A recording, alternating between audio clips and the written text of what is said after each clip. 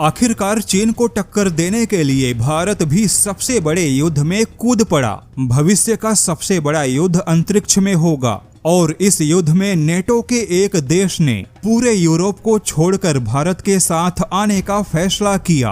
बदलती टेक्नोलॉजी और बदलते युद्ध के स्वरूप में दुनिया के ताकतवर देशों को मालूम है कि भविष्य में जिसका कंट्रोल अंतरिक्ष में होगा उसी के पास युद्ध के नतीजे बदलने की ताकत होगी, क्योंकि अंतरिक्ष में जो देश जितनी ऊंचाई पर होगा उसे उतनी दूर का दिखाई देगा। भले ही मिसाइल डिफेंस जमीन पर तैनात होंगे, लेकिन उन मिसाइल डिफेंस को मिलने वाला सारा डेटा अंतरिक्ष से प्राप्त होगा। चाहे अमेरिका का गोल्डन डोम हो या भारत का सुदर्शन चक्र प्रोजेक्ट हो, इन सारे हवाई रक्षा प्रणालियों में सैटेलाइट का बहुत बड़ा महत्व है। और अब तो बात केवल मिसाइल डिफेंस का नहीं रहा, बल्कि फाइटर जेट यहाँ तक कि ड्रोन हथियार भी अंतरिक्ष में सैटेलाइट से कनेक्ट हैं। यानी कि चाहे भविष्य का युद्ध हो या भविष्य के हथियार हो, बिना सैटेलाइट के कुछ भी संभव नहीं होगा। लेकिन जैसा कि भारत ने भले ही अंतरिक्ष में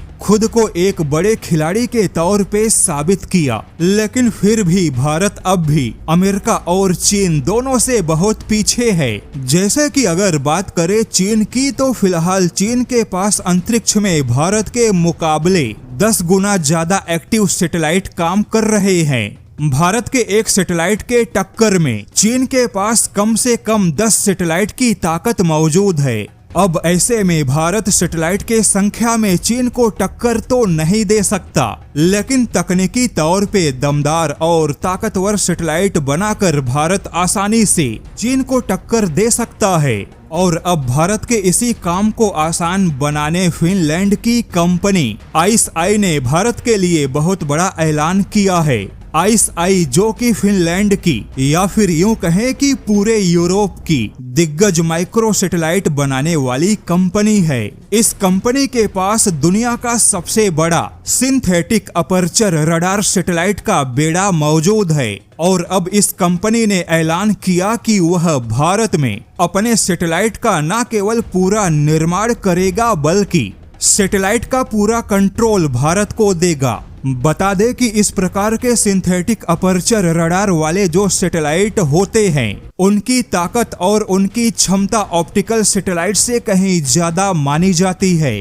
भारत का पड़ोसी चीन इस प्रकार के 50 से ज्यादा सैटेलाइट लॉन्च कर चुका है, जबकि भारत ने इस प्रकार के अभी केवल 3 सैटेलाइट ही लॉन्च किए। लेकिन जैसा कि फिनलैंड की कंपनी को इस प्रकार के माइक्रो SAR सैटेलाइट बनाने में महारत हासिल है और यह कंपनी भारत में आ रही है, तो इसका सीधा फायदा भारत की स्पेस ताकत को मिलेगा। चीन के सैटेलाइट की संख्या भले ही ज्यादा हो, लेकिन भारत यहाँ पर फिनलैंड के साथ में तकनीकी तौर पे दमदार सैटेलाइट लॉन्च करके चीन को अंतरिक्ष में कड़ी टक्कर दे सकता है।